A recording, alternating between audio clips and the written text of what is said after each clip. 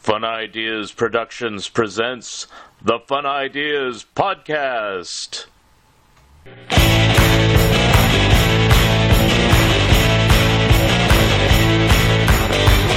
We see the syphilitic shrinking obelisk, the white man's wilting dick. We see through dangling jowls of seedy game show trolls the smiling lie of the televised hive. The witches are watching with their thousand eyes. Witches are watching with their thousand eyes.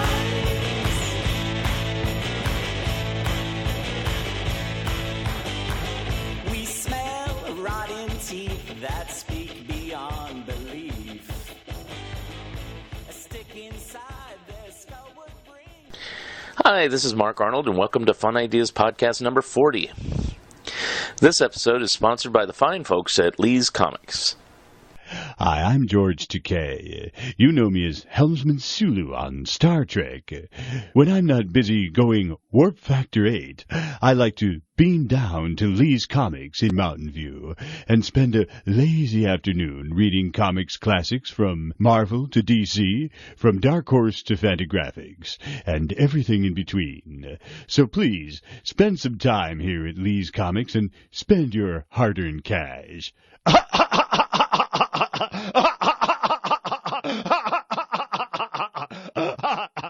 The Fun Ideas Podcast is made possible by listeners like you and from Lee's Comics of California, selling you what your mother threw out since 1982, online at leescomics.com.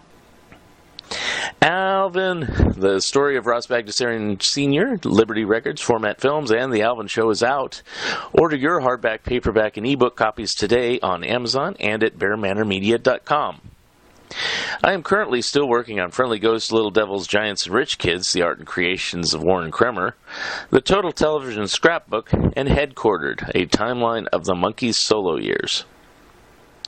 Soon, my earlier books will be available for the first time in hardback. I will let you know when you can purchase hardcover versions of created and produced by Total Television Productions, If You're Cracked, You're Happy, Volume 1 and 2, and Frozen in Ice in an upcoming episode. The Kickstarter for the comedy of Jack Davis and the comedy of John Severin was wildly successful. We will be shipping the books and other goodies soon. Our guest today worked for Harvey Comics in their production department in the 1970s and 1980s. This interview was recorded for my upcoming Warren Kremer book and is used here with Paul's permission. Here he is, Paul Maringelli. All right, so Paul, you had some stories to tell about the great Warren Kremer. Right. I actually worked for Warren for a few years, though, you know, he was a star at Harvey, and I was just a kid in the art department. But I worked at Harvey Comics from about 1978. I started as a freelancer, then went on staff, and stood there till the early 80s. I forget, maybe 81, 82 I left. So I knew Warren pretty well. I used to see him on a semi-daily basis, because he didn't have to come in every day like the rest of us. Right. He came in when he had to drop off work, or he was working on something, or he had to meet people. And I had known him for a few years before I realized that he started out as a sign painter with his father. Mm-hmm. So he was in the office one day, and he was in a real friendly mood, and he started telling me how, as a kid, he was a sign painter. And I found that interesting because from, like, the 70s on, that was a dead art. They would just hang up posters. Mm-hmm. Nobody painted signs anymore. So he told me the story how him and his dad would paint these signs, and then he'd run down the ladder and run 3 blocks away and give his father hand signals if it should be moved to the left or moved to the right or raised it up or the face wasn't correct. And he said that's what he used to have to do. He used to have to paint and then run 3 blocks away and give his dad hand signals. And I looked at it, I said, Warren, you used to paint big billboards on side of buildings? And he said, yes, I did. That's how I learned to draw. And I said, no wonder why you're so good with comic books. I said, for you, this is like doing thumbnail sketches. And he laughed. He thought about it. He said, you know, you're right. For me, this is thumbnail sketching. And that's my favorite Warren story, except that for the one that you know where I sent you, where he actually did a nice wedding card for me and my wife when I first got married, because I was working there when I got married. Mm-hmm. Oh, you know, I had met my wife, this is a little off story, but I had met my wife in the building. She had worked for Paramount Pictures when we were in Columbus Circle. We had worked at Harvey, and we were in the same building. Mm-hmm. And I used to have to run upstairs and get coffee and stuff sometimes for the guys. And I would run into her in the elevator and on the subway and this and that, and she couldn't avoid me, and she eventually agreed to marry me. She couldn't avoid you. That's funny. Yeah.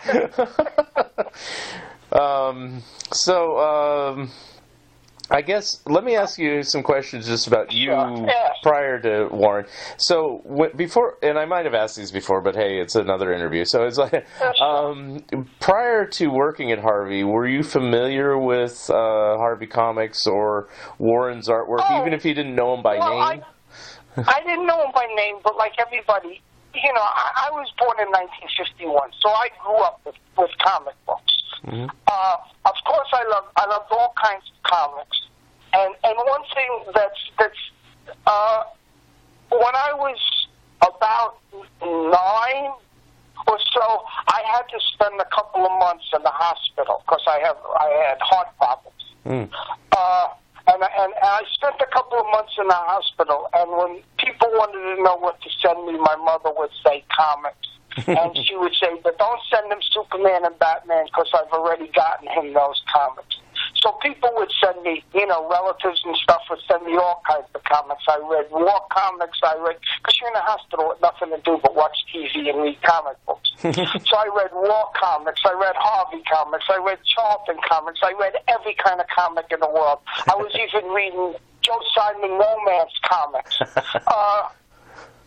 You know, but I didn't know it was Joe Simon and Kirby at the time. Right. And so, yes, I knew, and when I got a little bit older, I decided I wanted to be a cartoonist, and I took art in high school, and I studied at School of Visual Arts. I have a degree. I have a Bachelor of Fine Arts, graduated in 1974 from School of Visual Arts. Mm-hmm. And I worked for a couple of, well, my first job I worked at Gray Advertising, but it was like a Christmas job. So as soon as the Christmas rush was over, I was fired. And I worked for 2 small ad agencies on Long Island, but at the time with a former co-student, I guess a student that was friends with, and at the time we were still good friends, we decided to try our hand at doing comic strips. And we did 2 or 3 different comic strips that were kind of good, got nice feedback, but was never picked up. And so, just out of the blue, I took my inking and some of my lettering, and I went to Harvey Comics because I heard they were hiring. Okay. And you know, and Leon Harvey met me, and he introduced me to Sid, and Sid introduced me to Warren, and Warren gave me an assignment to ink a Richie Rich one-pager. I'll never forget it. It was Reggie. And I brought it home, and when I brought it back, you know, of course, Warren, being Mr. Technical Great, could draw anything with his eyes closed, asked me to make some changes. And they sent me to the art department where I could use ink and a drawing table. And I met Ken Selig, and I started to talk to Ken. And he said that they needed like a part-time person to work stat cameras and things like that. And I knew how to do that. I had picked up a skill. So I said, yeah, I can shoot stats. And at first I was coming in 1 day a week to handle freelance work and shoot stats. And I said, well, what about a full-time job? And a couple of weeks later, I was offered a full-time job, and I was there for a few years. That's cool. That's the punchline, you know? And I got to meet Joe Simon. I got to talk to Warren. I got to be friends with Sid and Ernie. And I got very close to Ken Selleck and found out got to be able to go into the files and read comic books from like 20 years prior. And now, I got to see, and that's basically how I got to know all those guys. Now, did you start before Angelo did? Or did he start up? Well, it was kind of like a weird story because I was there as a freelancer. Okay. So I would come in one day a week, and I was there. And one day, after a couple of months, one day I came in. This was before I was offered full time. I came in on my one day, and there was somebody sitting in my desk. And I was like, wait a second, what's going on here? And that was Angelo, yeah. Oh, okay. So you probably started roughly around the same time, but didn't know each other, right? Yeah, I was there I was there probably a month before him. Okay. But for some odd reason, I guess he either impressed Leon or the way that he presented himself or the way he asked for. Is that so he was hired as full-time, actually before I was, though I was there before. But at the time I was happy for freelance because I was still working, I was working 4 days a week for a small publisher advertising agency on Long Island that no longer exists. Not Long Island, but the agency. Oh, yeah. But at the time, I worked there 4 days a week, so I was looking for something for that Monday. I would go, and so it was perfect for me. I worked 4 days a week near where I lived, and one day a week I worked at Harvey Comics. But that was it. I came in, and like I said, Angela was sitting at my desk, and I was like, who the fuck is this? Now, going back to Warren and that Reggie page you're talking about, so he gave you some pointers on that. Did that happen frequently, or did you get better where he just accepted you as an inker, or did he go the opposite way, saying, I don't want this guy inking my stuff, or what? Well, it wasn't. Well, first of all, I got to say, it wasn't his stuff. It was Ben Brown pencil. Oh, okay. So he kind of didn't like the page to begin with. So he made a lot of Richie's head has to be rounder. He didn't get the eyes right. But it was hard because I wasn't inking Warren's page. I was inking somebody else's drawing. Right. And I didn't want to make too much changes on it. It wasn't my call until Warren made me change it. And I inked some pages, but when I started working there full-time, I started to get I started to do more coloring. They gave me coloring. And I did less and less inking. So I really did, though I did ink some pages, and I inked some stuff when things had to be corrected, but I really stopped inking. I became just a bullpen worker. Oh, okay. Coloring covers and doing things like that. Okay. And, and I didn't fight it, because I'm good, but I'm not great as an inker. So, there was no reason to fight them on it. Okay. Did you ever do any penciling, or ever go that far, or no? Well, I did penciling for myself, but never at Harvey. Oh, okay. That's what I mean. Okay. So, so how was your working relationship with Warren then? If were you doing coloring mainly? Is that it, or were you working? Well, no. I worked staff. Okay. I worked staff. So Warren would draw covers. Mm-hmm. He'd come in. He'd hand you like whether the next cover or the next two covers, and you'd have to, or I'd have to, or Angela would have to do like a paste up around the cover with whether it's Richie Rich Billions or Richie Rich Millions or Richie Rich Girlfriends, and actually do a paste up and then color the rest of the page. I see. Warren would do the main figures. Sometimes he would do the background and the sky and the grass. Sometimes he wouldn't even want to do that. He would just leave that. He would say, make the sky whatever color you have to make it this month. Because that's why they had pink skies and green skies and stuff, because Richie Rich had so many books out, and they didn't want to confuse kids. Yeah. In other words, not that confused them that you already own this book. If a kid sees two comic books with the blue sky, they were afraid the kids would think it was the same book. Yeah. Well, I'll agree. Right, so I'll agree with that, and I was buying them then. So yes. You were buying them, yeah. So that's how it was. So it couldn't be the same color as the issue before, and it couldn't be the same color as any other issue of theirs that's on the stands that month. Right. Because who paid attention to numbers? It's like later on I did. Right. But, it's like, oh, it's a new one, and you see it from a distance. It's like it's a red cover. There, it's a new one. Right. Right. And I sort of wrote one cover gag. Uh-huh. And the whole time I was there, and I didn't really write the gag. The gag was, it was already drawn. Warren had drawn a cover of, they used to do that stuff like Richie Rich is like on a rocket-powered skate. Like the kids usually put on their feet, but it's like big, and him and, Gloria is standing on this giant skate, and it's rocket powered, and it's got like diamonds on it, but it had no word balloon. And I went to Sid, I said, shouldn't we have a word balloon? Because we always had word balloons. And Sid said, oh, well, I can't think of anything for Richie to say that would make any sense, that would make this a funnier gag. And I said to Sid, well, Gloria should say, gee, Richie, you're no cheapskate. And he loved that, and he had I think Joe Rosen lettered a balloon, and we pasted it on the cover. And Sid said, oh, Mike, you're really good, that's a great gag. And I got paid a cup of coffee for it. Oh, wow.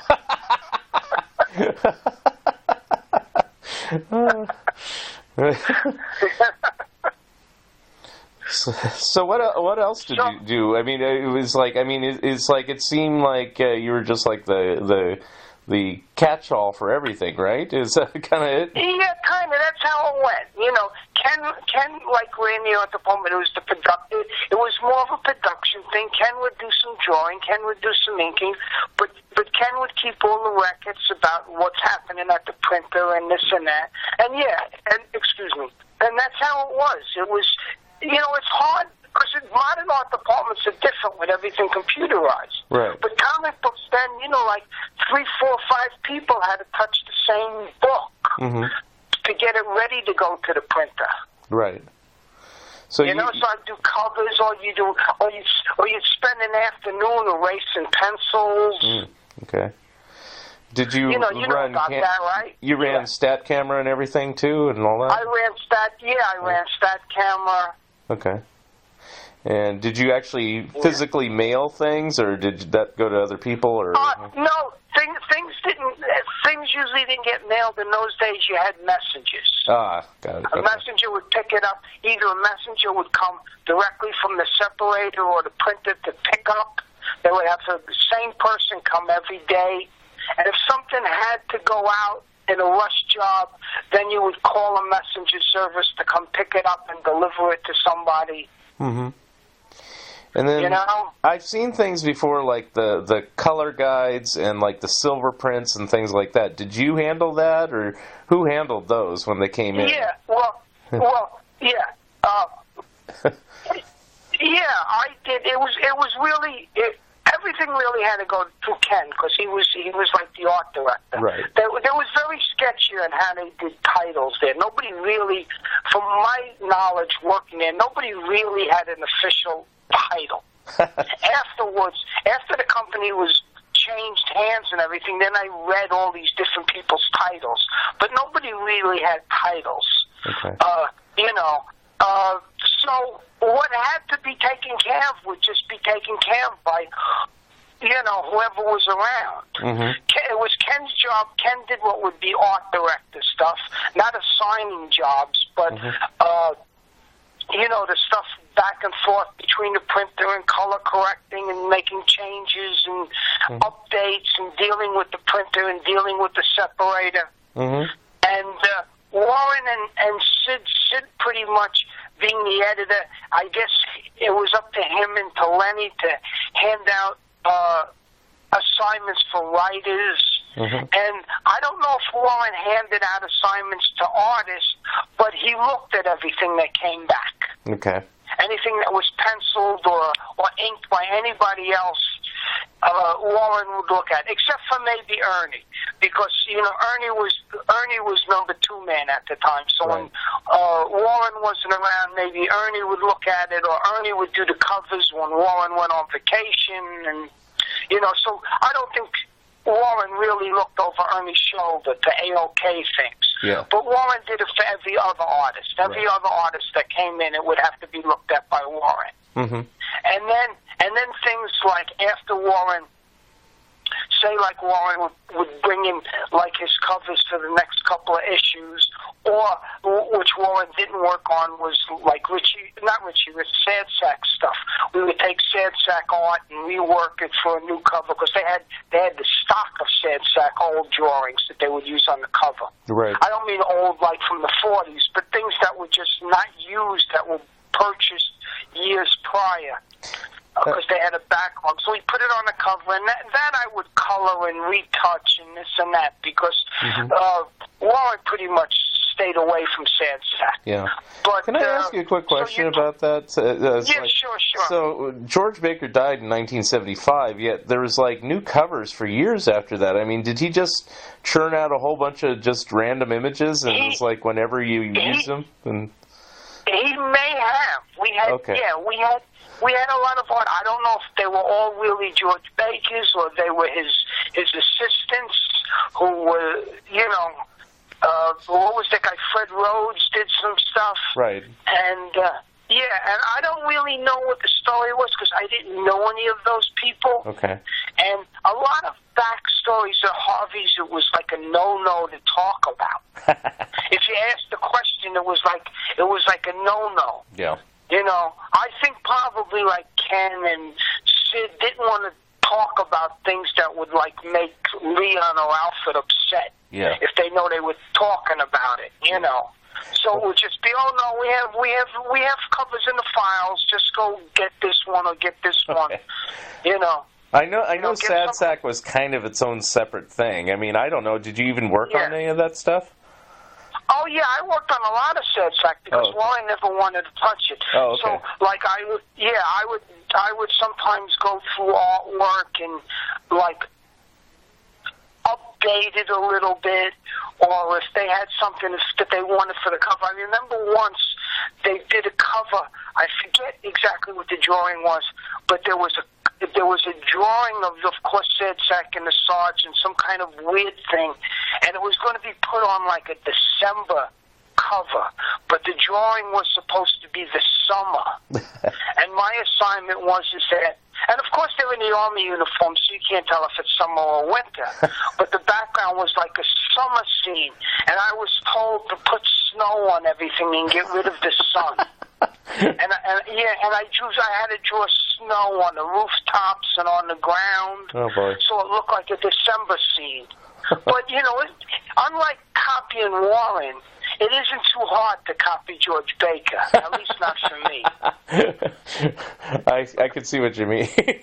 Especially latter day George Baker, it's kind of sloppy. Yes, exactly. Right. So it was okay. So then basically after the cover was done and color was done, and even before you would color it, I would go to Ken, because we would be checking what color. We had a panel of covers on the wall, so we knew what last month's was on, and the past 2 months was for every issue. Mm-hmm. So you'd go, okay, I need blue, or we can do yellow, or we can do, whatever for the sky or the background, or he's indoors or he's outdoors. Mm-hmm. And so you would get the okay, and you would color what needs to be done, and you'd have to color. Then after you had the sky, you would make the logos like reds and yellows and blues, and there's something that was bright and make them pop. Mm-hmm. And then after that was done, if Warren was around, you would show it to Warren to get his okay.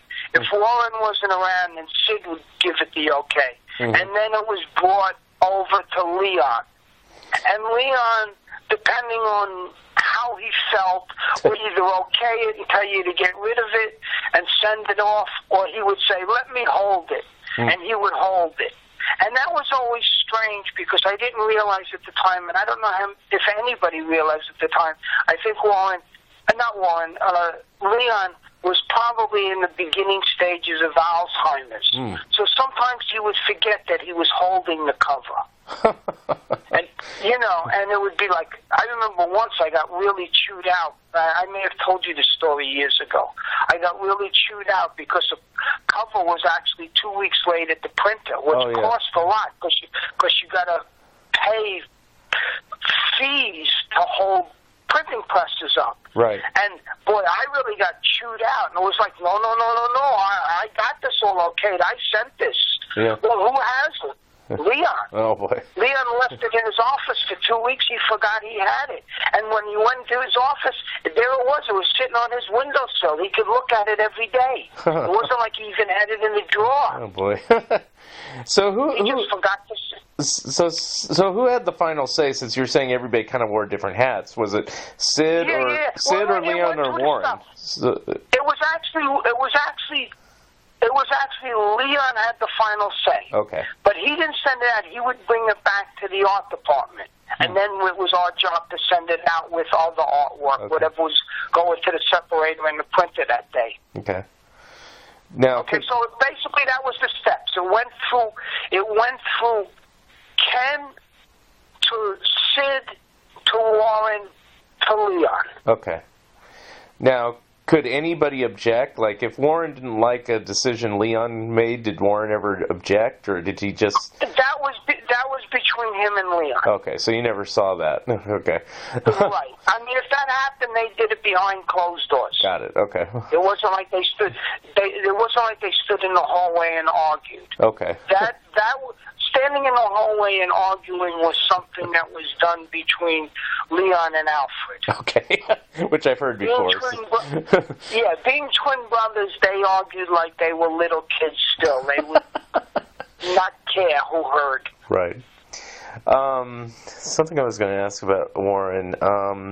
Did you work with Warren beyond Harvey or just at Harvey? Like, did you go on to star like Angelo did, or did you? No. By the time they started Star, I was no longer at Harvey. Okay. I actually left Harvey because I was offered a job at Penthouse. Oh, okay. I think you told me that before. Somebody I knew worked. Yeah, I didn't actually work on Penthouse, but I worked on the smaller books, Form and Variation. Right. I knew somebody that worked up there, and I was offered. They were looking for somebody, and I was offered a position. Oh, okay. And it was more money. I'm sure. I'm sure it was. And I didn't have to deal with Leon and stuff, and I just left. Okay. But then. Go ahead.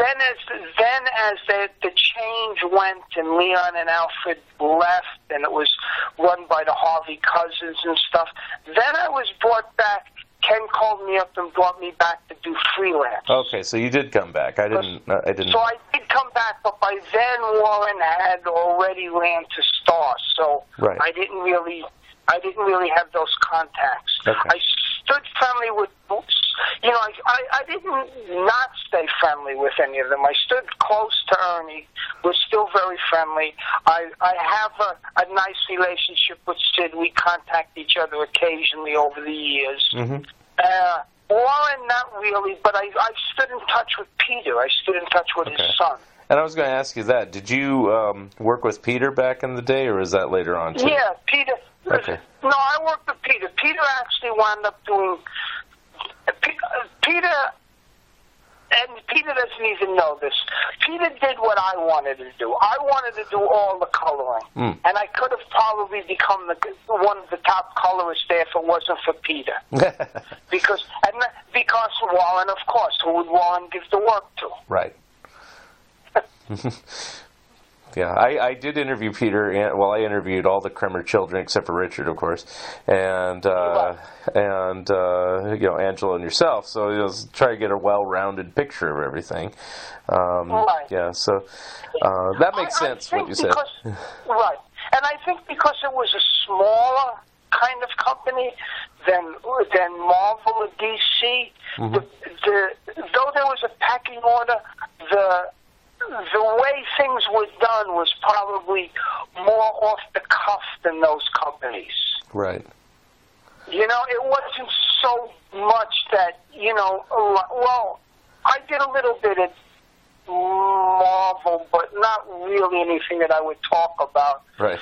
But they seemed to be more cut and dry on who had to okay things and who had to see things and who had to do stuff. Mm-hmm. You know, like if, like I said, if Warren wasn't around and it had to go out, well, here it goes. Nobody's okaying it. You know, Ken okayed it. Yeah, Ken okayed it, or Sid okayed it, or I okayed it. You know. Right. And then it would just be, well, I was trying to make the deadline. Okay. Right. You know. Mm-hmm. What else was I going to ask you? There's something about... did you ever see Warren post Harvey in the later years, or just hear about it? Like, did you go to any of those parties that were over at his house or anything like that? I may have gone to like a Christmas party or two after I left there, and saw him just for the party thing. Mm-hmm. And I guess in a social way, the only time outside of those things, I guess in a social way, is the only thing that I ever did was being invited to Sid's 50th birthday party. Mm. When Sid Jacobson turned 50, his wife threw him a surprise party. Which I guess and I was invited. 1979. Does that sound about right? Yeah, just about then. Which actually was the first date I ever took my wife on. I said, I'm invited, because I knew her and I would talk to her, and we really didn't have any kind of dating thing. And I was invited to this party, and my wife and I. Actually, it was weird, and this is just kind of between you and me. You don't really have to put this in a book. That's fine. We worked in the same area, and for some odd reason we had both were living in Far Rockaway. I don't know how well you know New York. Okay, not great, but yeah. Okay. But I kind of know where areas and the are. Thing is, and the thing is, I was from Long Island, so Far Rockaway was like closer to Manhattan than where I lived. Okay. Even though it was way out there. And she had grown up in Manhattan, but she had her sister and brother-in-law had kind of bought a house in Far Rockaway, and for her it was like going to the country. It was near the beach and this and that, right? So she had moved to get out of the city.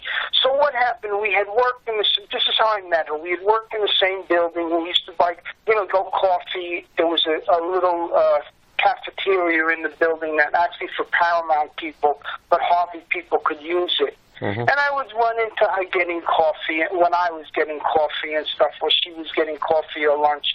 And then I would see her on the train. And the trip from Midtown Manhattan to the Rockaways was like a 2-hour subway ride. Right. So I would see her on the train either going home or coming in the morning. And that's why I say she couldn't avoid me. We were stuck together for 2 hours. So I would talk to her and flirt with her and this and that. So when I got invited to Sid's party, I liked her, and I said, "Do you want to go? I'm invited to my editor's 50th birthday party. It's going to be really classy and nice." And because I lived in Far Rockaway, it wasn't like a long trip for me to pick her up, and I had a car in those days. So she was like, "Yeah, sure, why not?" Okay. And even to this day, every once in a while, like on my anniversary and stuff, Sid will write something like, "Yeah, it's because of me." Now, how close is that to Westbury? That's where I've been in New York. I've been all over Long Island and Manhattan, and I've taken the train. So Westbury is north. If you go to the Bronx and north of the Bronx. Okay. Just to get my bearings, since I'm mentally trying to picture it. So, right. Yeah. Right. Far Rockaway is like South Queens. Okay. Just like where Brooklyn. It's not as parts of stuff is almost Brooklyn. It's because it's the water. Okay. Far Rockaway is the beach. Got it. The South Queens where the beach is. If you look on the map. Okay. All right. So just because, it's probably by car, it's really not that far, but the way the train runs to pick people up and go over the water and around and Right. cut through all Queens to get into Manhattan. So it's like, it's almost a 2-hour commute in the morning and you're really not, the rest of the world, if you were 2 hours away, you'd be in another state. That's true. Even here, yeah. Right, but New York, somewhere where you can almost walk to is like a long train ride, just because of the way the trains curve, turn. Yeah, I'm trying to figure it out. Yeah, because I've been to New York. I think you saw me the last time I was in New York, which was at Harvey show. But I've been, that's been a while. But I've been to New York about 4 times, so it's like that's like. Oh, okay. Okay. Well, if you look on a map, you have a map on New York, and you look at almost the center of it is Manhattan, which is Manhattan Island, and if you almost the center of Manhattan Island. That's about where Harvey Comics was when I started working there. Right.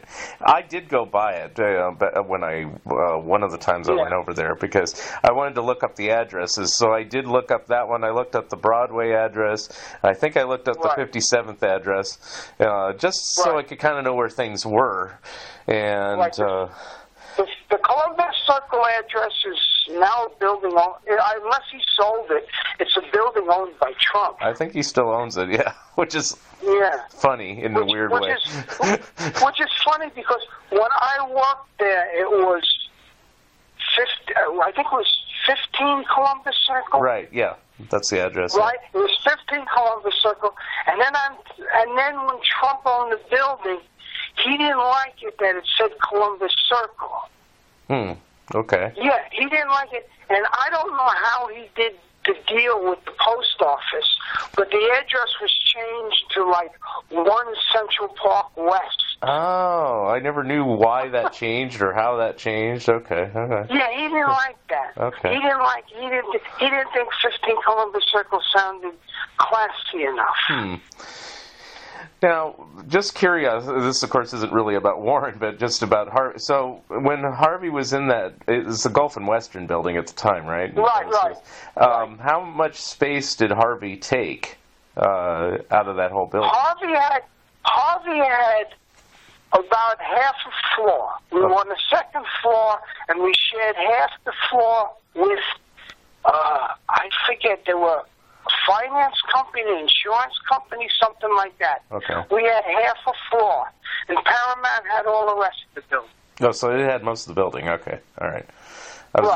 Because I wasn't sure of the layout of the whole thing. So where? And I was told that even the deal was first made up because, though this could be wrong, because this was just an office rumor, that the reason that Paramount had to deal with Harvey Comics dates back to the days when Mr. Harvey had the deal for the Paramount cartoons. Right, yeah. And that's why they had a contact with Paramount, and that's why Paramount let them have half a floor. Yeah. I mean, the way I've written in the book that's supposed to come out next year, 2017, the Harvey Comics Companion. The way I understand it is it's actually kind of a strange story, and I don't have it memorized, so forgive me on this, but it's something to do that Harvey never actually paid for those characters. It was kind of like this trade shake-hand deal where, in exchange of getting the Harvey the Paramount characters on television, Harvey would, claim ownership to it. It was like some sort of thing. So no real money was actually exchanged. It was really bizarre, and I never knew that. So it was all hand in hand even later, and so, it's like, and other things happened too. Like, if you wondered why Jerry Lewis starred as Sad Sack, well, Jerry Lewis was Paramount's biggest star at the time, so that's who they put in there instead of finding somebody else. Like, Maurice Gosfield or something, Private Doberman might have been a better choice for Sad Sack, but they wanted to pick a guy that was popular, so that's why they picked Jerry Lewis. Right. Yeah. That makes sense. Yeah. That makes sense. And then, so Harvey's and Paramount were always kind of hand-holding the whole time, so I guess that's how they got the thing, that office space that way. So I don't know if they paid rent on it even. I think it was just part of the agreement. Yeah, I don't know. Yeah, right. It was whatever the agreement. And I don't really know all the details because, like I said, it was just office gossip. And things changed when Gulf and Western were making some sort of restructuring in the early 80s, which is why Harvey had to move. But, I don't know all the intimate details on that either, and I don't know if we ever will. The move was just a few blocks away. Yeah. I don't know. I don't know. It was just weird because Paramount, I forget which. Paramount was either a subsidy, I guess this was GW building. So I think Paramount was like a subsidy of Gulf and Western. Yes, yeah. And then a little while later, I read that Paramount had bought Gulf and Western. That might have been true. I had heard that, and it was like, to me, that was just strange anyway. Yeah. Because how could a subsidy buy out your parent company? Yeah. But that's how they do things with taxes and what have you, and who knows? I don't know the details on that. I mean, the only thing I remember is when I was a kid, watching those TV shows like Happy Days, Laverne and Shirley, et cetera, they always have the Paramount logo, and at the bottom it would say a Gulf Western Company, it's like, and say that. Right. Which now it doesn't. It says a Viacom company or something, But, I don't even know if Gulf and Western even exists as a company. No. Right, and I knew and I heard some of the rumors from the other end because, like I said, my wife used to work for Paramount. Mm-hmm. So at the time, she was an executive secretary for one of the presidents. Mm-hmm. So I used to hear stories from my Harvey end, and then I would hear stories from her. Mm-hmm. So I tried to put the two and two together. So I maybe even knew a little bit more than everybody else. So what? And I got this because my wife worked for Paramount, and just because the way it was set up in those days, I got to meet quite a few Paramount stars. Okay. Because you'd run into them either in the elevator or Paramount was the '80s, so there was still money, so they would promote a movie or something, and my wife was like, she worked for one of the presidents, so she was invited to everything. So was she like on the top floor or something like that? What floor did she work on? Yeah, well, she wasn't up on the top because the top floor had a Skyline restaurant. Oh, okay. I've heard about that restaurant. I think she worked on like 22 or 23. Just curious of how big the building is. Yeah. I don't. The building was something like 40 stories. Oh, okay. So it was really big. But some things that were really cool, and these are not Harvey related. These are more Paramount related stories. But they were cool for me. Like, she was the floor that her boss worked on. She had actually, while working there, she had worked for two different bosses. She had first worked for Mike Cassidy, that was in charge of finance, and then things were switched around, and she was moved to work for Gordon Weaver, which was one of the presidents. I forget what he was in charge of. But so she would get invited to a lot of things. So I remember her floor was the same floor as the projectionist booth for the executive film, because they had the theater in the building. Oh, yeah. It would be so the theater was on one floor. The floor above it, where she worked and various offices were, there was actually a little room that looked like an office, but when you went in, there was a projectionist booth, right? And she introduced me to this guy, and one day I'm at work, I'm still working Harvey Comics, we were still in Gulf and Western, and my wife, and then I don't know if we were just married, we were just married at the time. So she calls me up and she says, you like Popeye, right? I says, yeah, because they were making a Paramount movie. She says, come up here real quick, they're watching Rushes. And I ran up, and while the executives were in their fancy seats, I was upstairs sitting in the the projectionist booth. Oh, yeah, I'm sorry. Yeah. Sitting in the projectionist booth watching rushes of Popeye. Wow. Robin Williams and everything? Yeah. I was like, wow, this movie really looks good. Because visually it's an exciting movie. Yes. It's not some great story-wise. Yes. I'll agree. Yeah. I mean, and to show you, and this is a story, I don't care if this probably has nothing to do with Harvey. You probably don't want to put this in the book. You don't have to. But the second story is I'm telling you.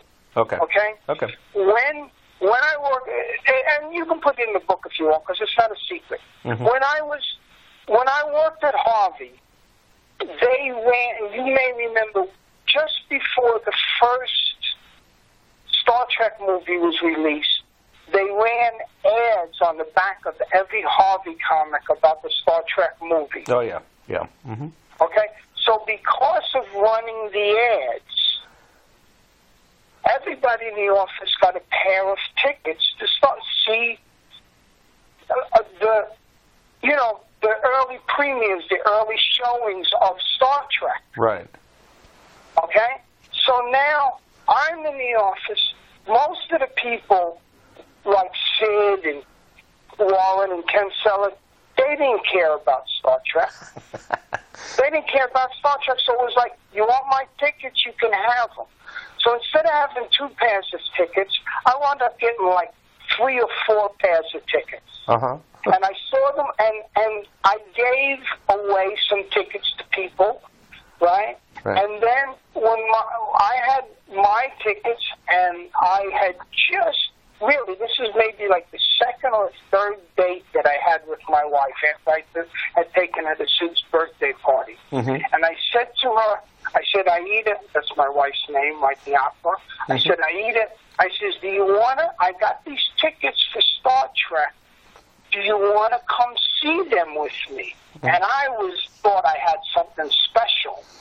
Okay, because who's seeing this movie without these special tickets? Right. And I said, yeah, Aida, I got these tickets. Do you want to go? And it was in the same building, so we didn't have to go anywhere. So she said, yes. She goes, but I have to work late. She goes, instead of coming up and getting me, I'll meet you at the theater, and then we'll watch the movie. And I said, okay. And I went, and then when it came time, it was like 5:30, 6 o'clock. I run to the floor where the theater is, and she comes down, and she meets me.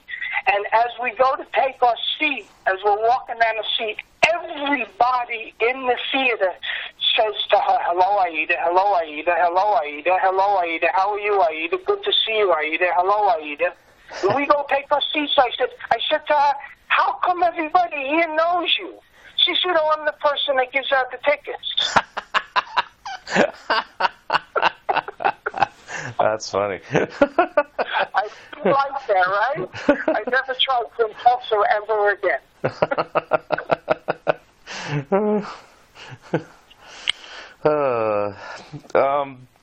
Just out of curiosity, was there ever any mention at that time, now that you're mentioning like a Popeye film and everything like that, did Harvey ever try to get like a Richie Rich film at that time, or TV show? I thought they did, and only got the cartoon show.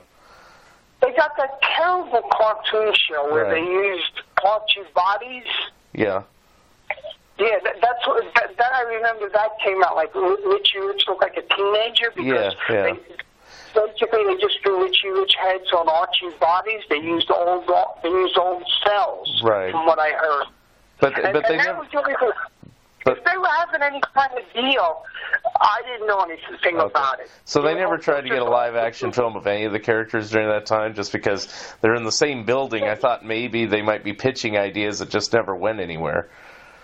They may have, but you realize the way things were, it was really strange because Sid and Warren, I guess, and anybody else, they had no piece of any of the characters. Yeah. And with Alfred not being 100%. Yeah. And Leon starting to lose his mind too. Whatever meetings were done, nothing was a success.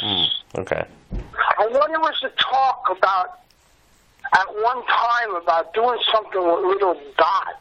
Yeah. Which seemed to be strange because she was already a passe character. Mm-hmm. But it was a nice idea of doing some stuff with Little Dot. And then I don't know whatever happened to that. Outside of office gossip, nothing ever happened. Okay. Because I remember... I don't know about that because they were talking about, there was this whole thing about changing the colors of her dress to match something else. And it was like, so that, you know, so, but who knows? Okay. Nothing ever happened. Okay.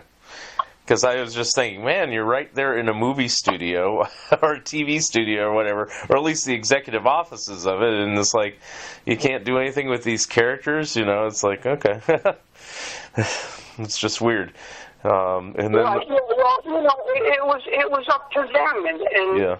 And you know, and then even when the two brothers were out of the company, and the what we called the Harvey cousins, yeah, the only ones that really knew anything about the comic company was maybe Alan and Russell, and maybe one of the other brothers, because they had actually grown up with their father, and as kids they used to come to the office and see how things would run and stuff. But the other cousins really had nothing. They were never there. Right. And then all of a sudden, then they were in charge, and they didn't even know what characters were in the files. They didn't know who was popular and who wasn't. They were talking about killing off. I remember, because then I was only coming in as a freelancer, and I forget now which character it was, because it was like a whole book had been prepared, and they were talking about. Why does this guy go to the printer? Nobody knows who this character is, and Ken having to tell him, no, this is one of our popular characters. You know, this book sells. I forget what it was. It obviously wasn't a Richie, but it was probably something in the Richie universe. Yeah. You know. And it was like, yeah, and they didn't have a clue on what was popular and what sold, and you know how important comic books were, and so that sort of was like the beginning of the death. Yeah. Okay. That's good. And then during that time, you were just with Ken basically, besides the Harvey cousins, right, from the old days. Yeah. Okay. It was basically Ken. Yeah, I didn't even know you were there at those days. I knew Ken was there because he did some covers and things like that. You know. Right. But basically, I was just a freelancer. Ken there was a staff guy. I think Brian Warner. Do you know who he is? Did you ever talk to him? Okay, yeah. But Ken always needed, you know, somebody to like do, and I was fast with coloring, so Ken would need somebody to do some coloring fast, or somebody to do some paste ups fast. Yeah. And you know, I'd come in like overnight and this and that. Hold on one second. I don't know. It's you. Well, oh, look, I'm being interviewed now. That's my wife. Okay. Well, I can let you go pretty soon. No, that's okay. She was asking me something. She had gotten a message, and she wanted to know who it was. Oh, okay. A message from me. Right. But yeah, actually, what's today? The 31st, so the 27th was my anniversary of 36 years. Oh, happy anniversary. Thank you. Because we're talking about her and the Warren cards and everything. You've seen the copy I sent you. That's a beautiful card Warren drew. Well, everything I've ever seen of Warren, like, I've asked this of everybody else. Let's go quickly back to this. I mean, it's like, did you ever talk to Warren about the stuff he did prior to Richie Rich and Casper and stuff like that, like the horror stuff, the war stuff, or anything? Actually, it was late before I even knew that he had done that stuff. He had mentioned one day he was talking about drawing the melting face drawing. You know, somehow that had come up. Somebody was talking about old horror comics, and he was mentioning the melting face, and I was like, wait a second, what are you talking about? You did a melting face for Richie Rich? He was like, no. And then, you know, and he explained that he started that he's do the horror comics and stuff. And that amazed me because I didn't know that he had a whole career doing horror comics. Right. You know, and I had already known him a few years at that point. And yeah, I've asked other people about this, and they say, you know, like, did he miss it or whatever? And everybody said no. Warren was always happy doing what he was currently doing, so it's like he was never upset. Yeah. Right, and he never really. He wasn't the type of guy to talk about old days. Yeah. Unless it was something like he talked about, you know, like how he painted those signs, but it wasn't like something that he talked about a lot. Yeah. He mentioned it to me once, and then a couple of times after that I would kid him. I would say, you know, like, Warren, what's easier, doing this cover or doing the sign with your dad? And he would go, ha, ha, ha, ha, ha, you know, and that would be it. Or he would mention that, like, or a song would come on. Oh, that was it. A song came on the radio. Mm-hmm. Or like, you know, I used to listen, well, Ken used to listen to jazz, and when he was out of the room, I would turn on CBS. And CBS in those days was oldies, playing music from the 50s and the 60s. Oh, okay. And a song came on, and I remember he was in the office. I says, Warren, remember this song? And I won't even name the song. But I said, remember this song? This is from your time. And he said, pretty much, he goes, I hated that song. I said, you hated that song? And he told me a story how he used to draw all night. And then he used to drive into the city to drop off his pages early in the morning. So he would leave his house. He would leave his house like 3 o'clock in the morning to get to Manhattan before all the traffic. And he said, and every goddamn thing, I have to hear that song on the way in and the way out. He goes, I hate that song. You know how the radio used to be. Right. Top 40, yeah. Yeah, you hear the same song over and over and over. You don't know which song it was? No, I know what song it is. It was Mr. Sandman. Oh.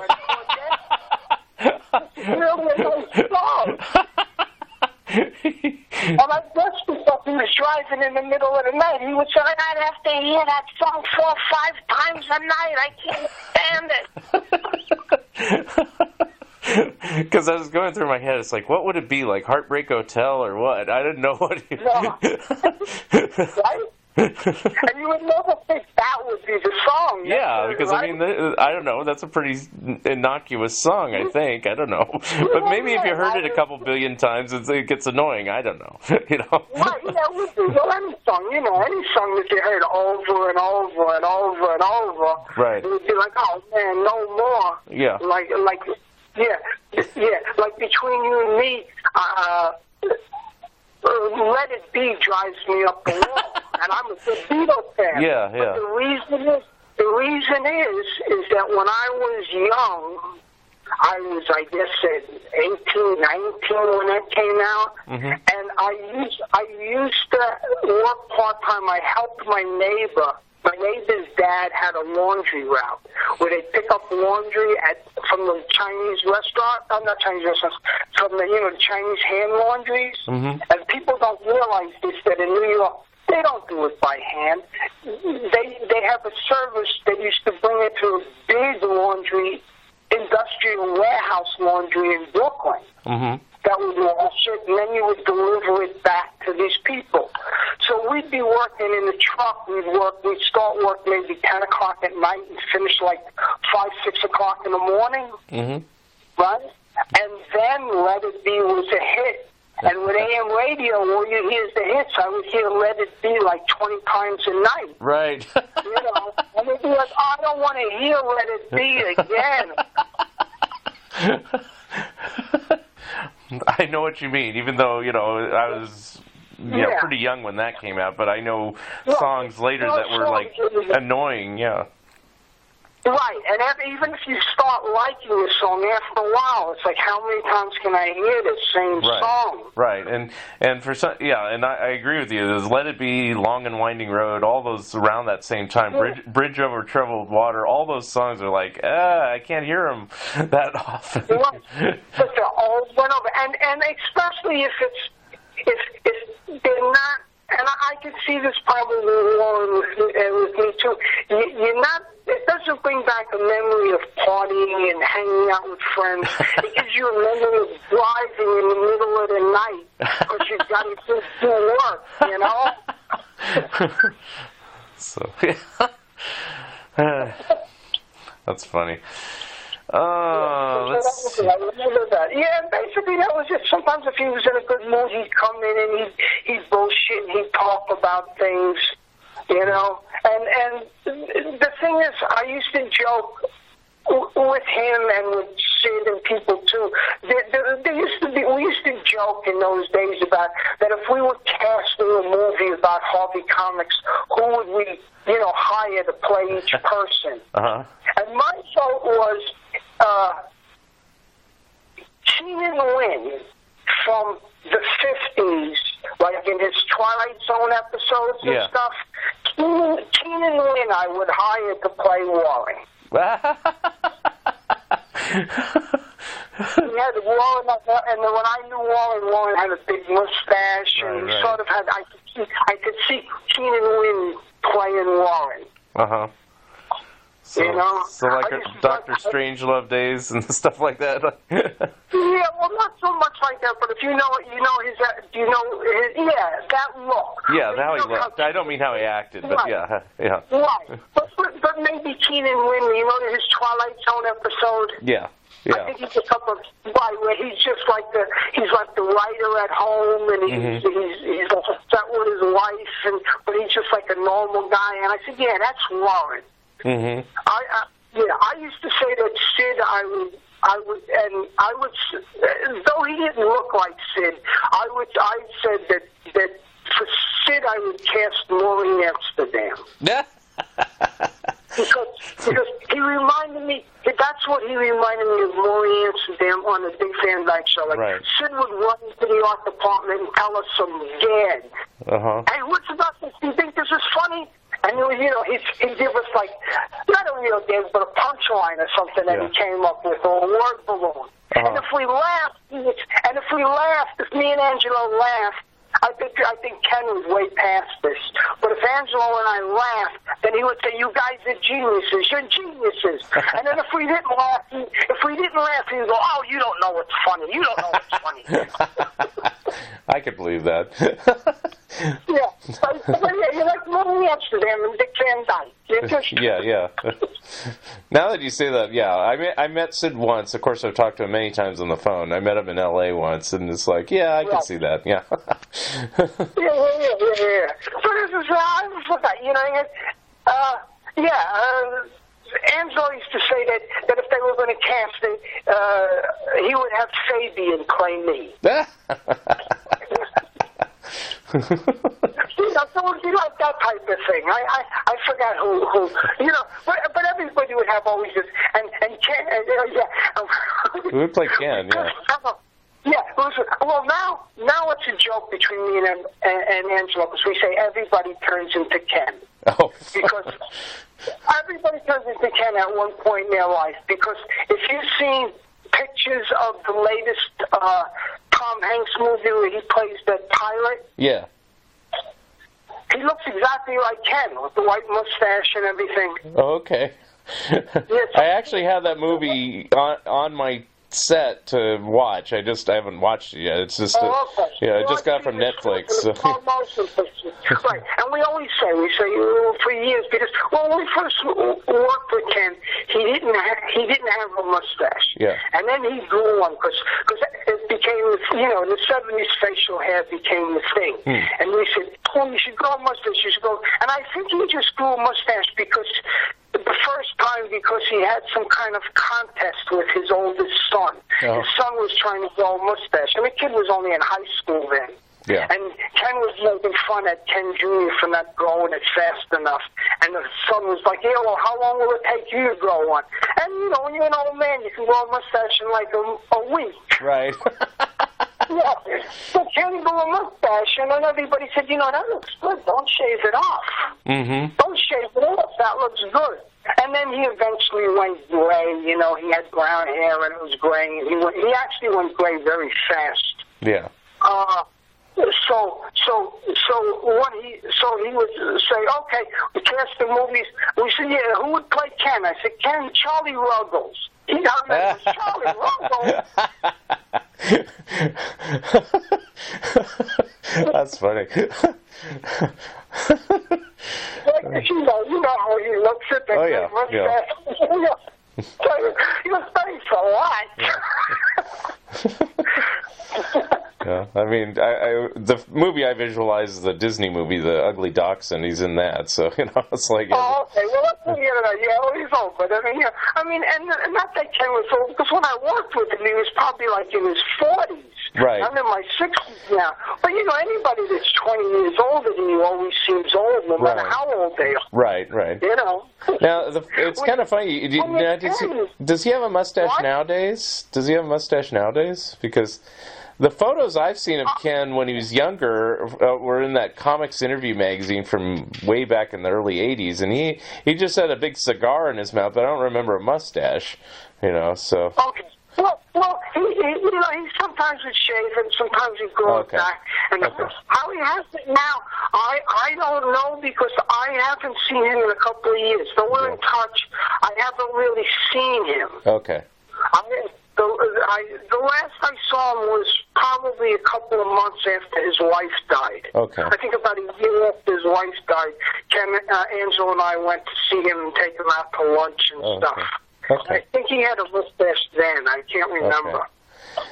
I think I have a Christmas card. I think he stopped sending them from like 3 or 4 years ago, and he might have had one then. I don't remember, but his hair was white. Yeah. I know that. Yeah. His hair was white. He used to be brown when I first knew him. Yeah. So did I. I had dark, almost black hair. Now I'm pretty much all gray. So. Yeah. It happens to everybody. It's coming for you too, Mark. I'm getting gray too. I'm 50 now, so I'm getting up there now. You're getting there, right. What was I going to say? Oh, yeah. I have when I was putting the companion together, I don't know who. Maybe Jeannie. Somebody gave me photos of you. I don't know. I got photos from you. From way back when. So. Okay. I'll tell you, I'll tell you who used to take photos, and so it would be. I mean, a few people took photos if it was a special occasion, but Jeannie was good at taking photos. She liked to. Sometimes she would just take pictures. I don't know why. She would take pictures, and Peter Kremer. Yeah. Was good at pictures. Yeah, and he's getting me a lot of pictures for this book, so I may see more of you. So pictures are basically Peter and probably Jeannie. Okay.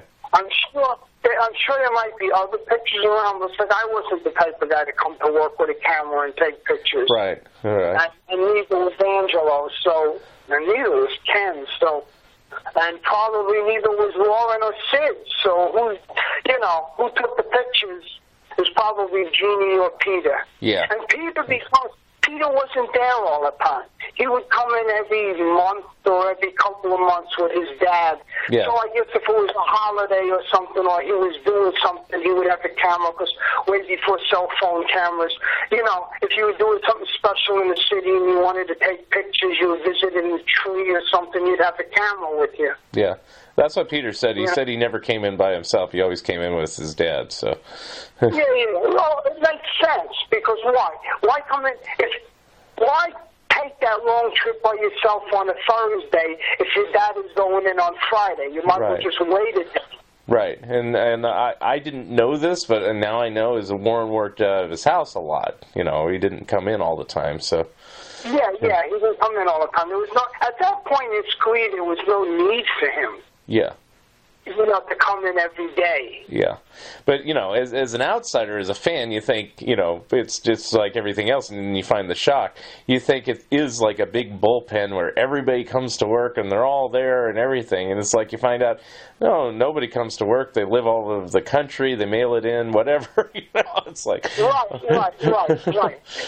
You're like one of the rare ones that was actually in the office all the time, but you said you got a full-time position, so, Yeah. And also, Sid was in there almost every day. Yeah. But Sid lived pretty much walking distance. Mm-hmm. And Joe Simon was there almost every day, but he was friends with the Harveys, and he lived there, and it was just like something for him to do. Yeah. Whatever dealings he had with them doing artwork or anything, that was like, I didn't know all that stuff. I knew a little bit, but he wasn't even the type to talk about it, because I had met him, and as just the guy that came up in the office, and he was Joe. It was like, hey, Joe, and he was nice, and he went away, and after meeting him a couple of times, Ken said to me, he goes, you know who that is? And he says, you know who Joe is? I says, Joe, who is he?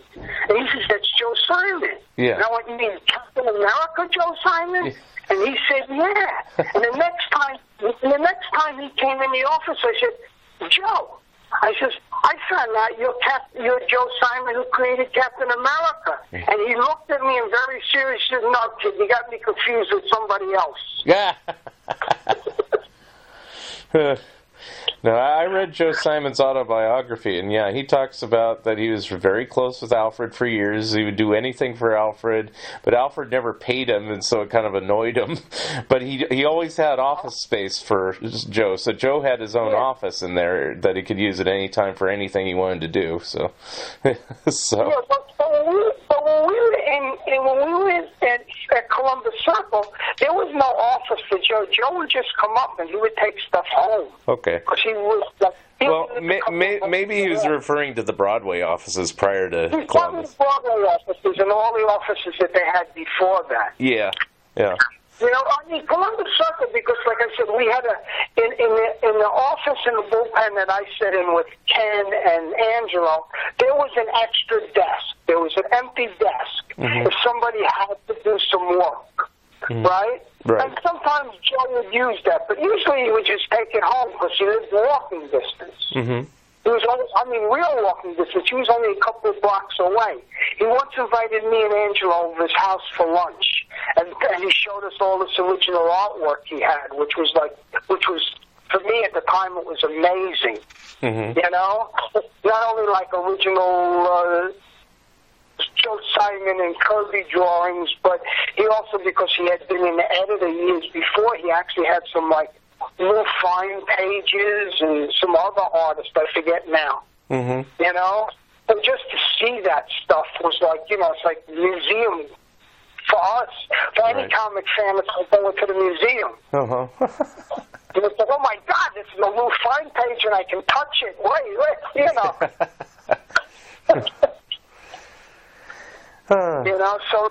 So I knew he lived close enough to walk because I had been to his apartment once. He said, "Come on over, kids. Come over for lunch. I'll show you some original artwork."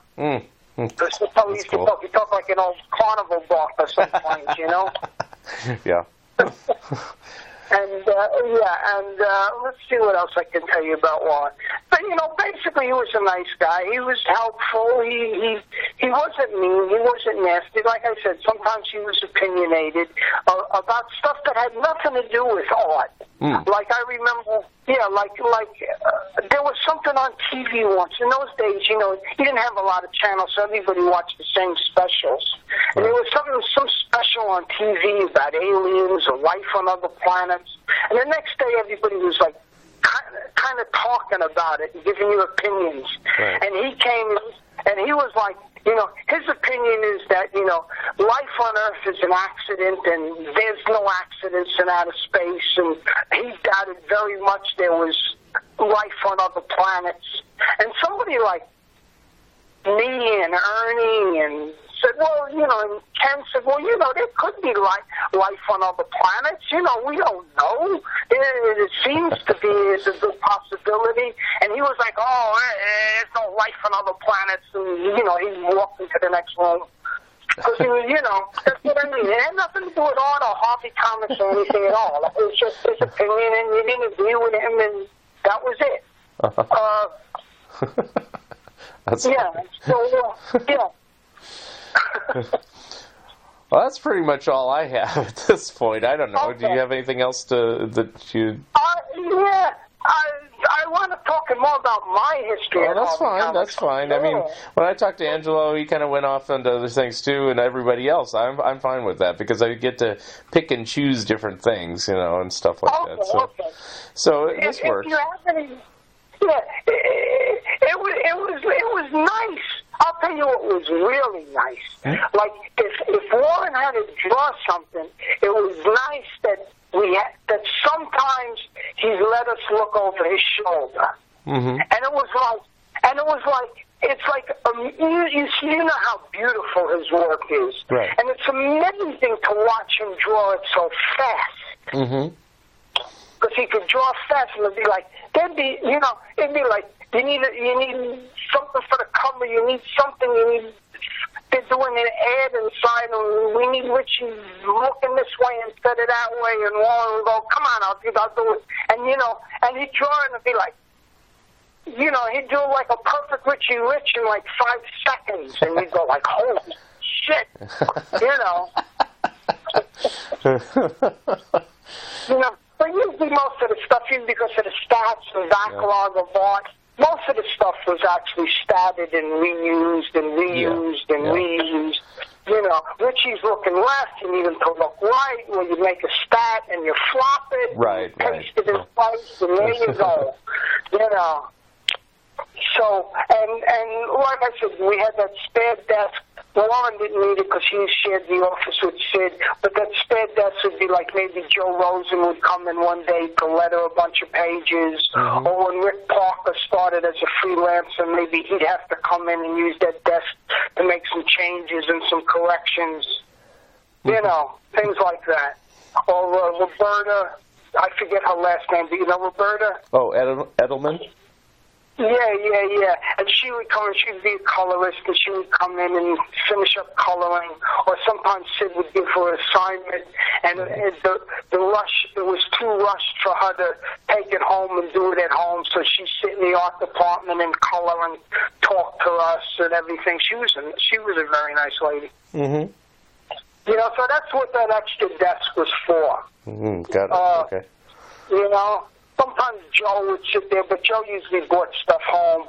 Warren, if he had to bring stuff home, then he brought it home, or he did it in the office. He was sitting in with Sid and you know, and Lenny. So yeah, I said, if I think of anything else, I'll give you a call. All right. And if you have any questions, you can call me. Okay. Yeah, no, that works fine. I mean, it's like I've been doing these interviews now. The book's not even due till 2018, you know, but but I just wanted to get all the interviews out of the way so I could kind of start. And, I don't blame you.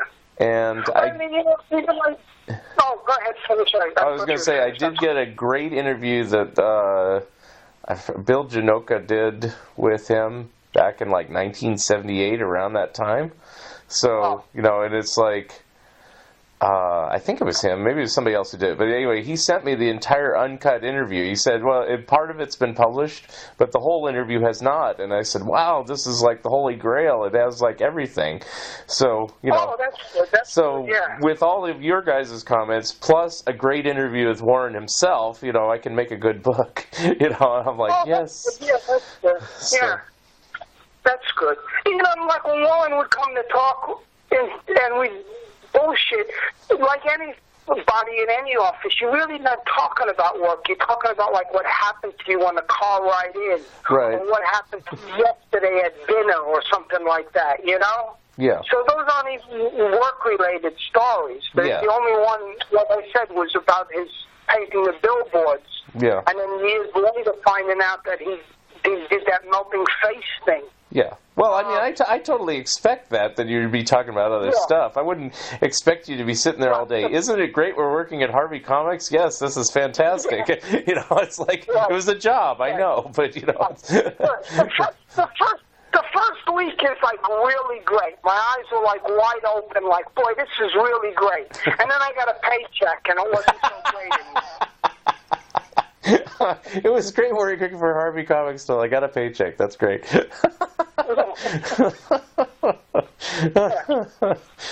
Well, on that note, I will leave you on this. But I'm going to just I'm going to say this one more time. Okay, sure. See, it's really nice, not just his drawings, but you see, he did that nice big card for me in my life. Yes. And there was no reason. They could have just bought a card in the store and everybody signed it. Mm-hmm. You know? But he took the time, and that's a big oversized card, and everybody that worked with me signed it. And I still treasure it. I always thought that was a very nice thing. Mm-hmm.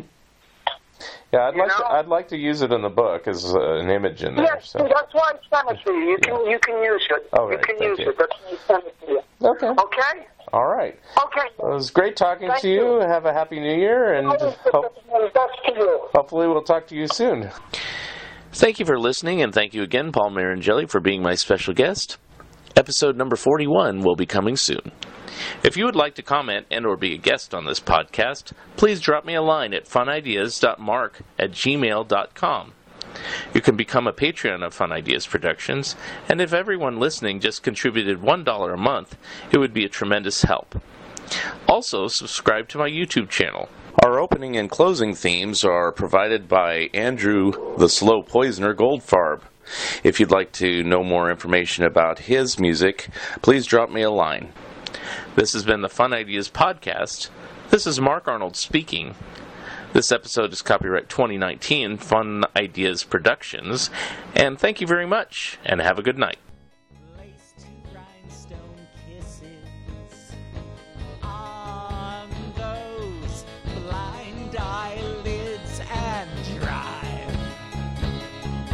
Drive with your velour chauffeur across the river Styx.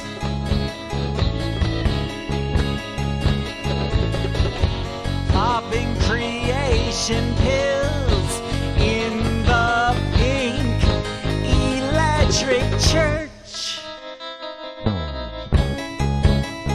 The final flicker of your lewd jeweled boob to